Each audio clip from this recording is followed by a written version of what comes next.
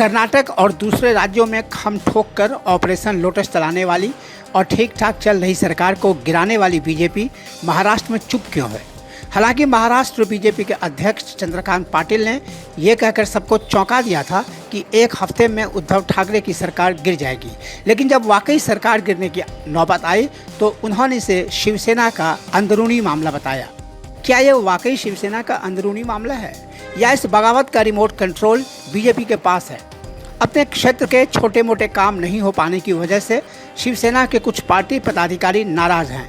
शायद सबसे अहम बात यह है कि कांग्रेस के साथ धर्मनिरपेक्ष सरकार में होने से कट्टर भगवा शिवसैनिकों में असंतोष और करवाहट है।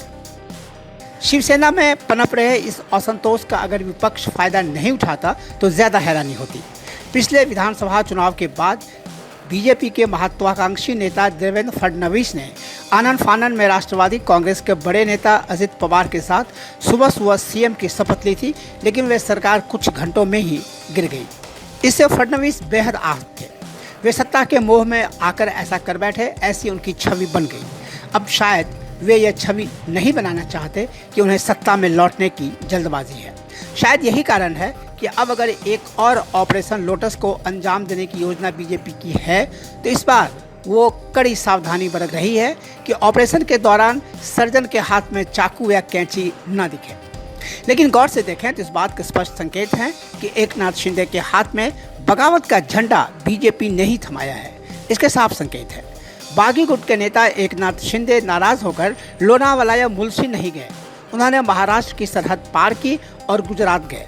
गुजरात महज बीजेपी शासित राज्य नहीं है, ये मोदी शाह का गढ़ है। ये साफ दिख रहा था कि वे गुजरात पुलिस के संरक्षण में वहां रुके हुए थे।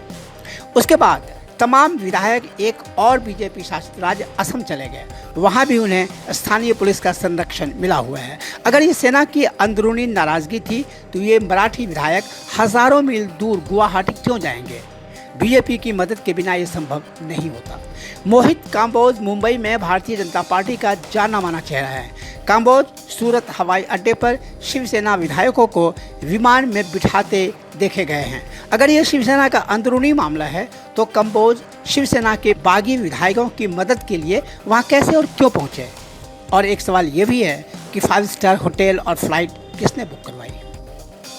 एकनाथ शिंदे ने उद्धव ठाकरे से जो मांग की वो खुद की नाराजगी के बारे में नहीं थी। वो बीजेपी के साथ गठबंधन करना चाहते हैं। अगर शिंदे सच में उद्धव ठाकरे से नाराज होते तो वे उनके सामने अपनी शिकायत रखते, बीजेपी के साथ जाने की बात नहीं करते। बीजेपी से नाता तोड़कर उद्धव ठाकरे ने महाविकास आघाड़ी के गठन में अहम भूमिका निभाई थी और खुद मुख्यमंत्री बन गए। 2.5 सालों में उद्धव ठाकरे और बीजेपी ने एक दूसरे की खूब आलोचना की है। एकनाथ शिंदे को पता था कि इसके बाद उद्धव ठाकरे दोबारा बीजेपी के साथ नहीं जा पाएंगे। बीजेपी ने शिवसेना से नाता तोड़ा, लेकिन बाला साहेब के उत्तराधिकारी होने का भी दावा किया।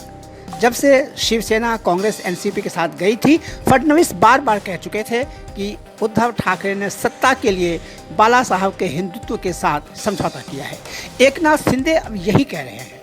शिंदे उद्धव ठाकरे का नाम नहीं ले रहे हैं, लेकिन वे परोक्ष रूप से कह रहे हैं कि उद्धव ठाकरे ने सत्ता के लिए बाला साहब के हिंदुत्व को त्याग दिया है। पर्यवेक्षकों का कहना है कि बीजेपी ने शिंदे को उप मुख्यमंत्री पद की पेशकश भी की है। अगर जल्दी ही शिंदे और फडणवीस सार्वजनिक रूप से एक दूसरे को गले लगाते नजर आए तो इसमें कोई आश्चर्य नहीं होना चाहिए।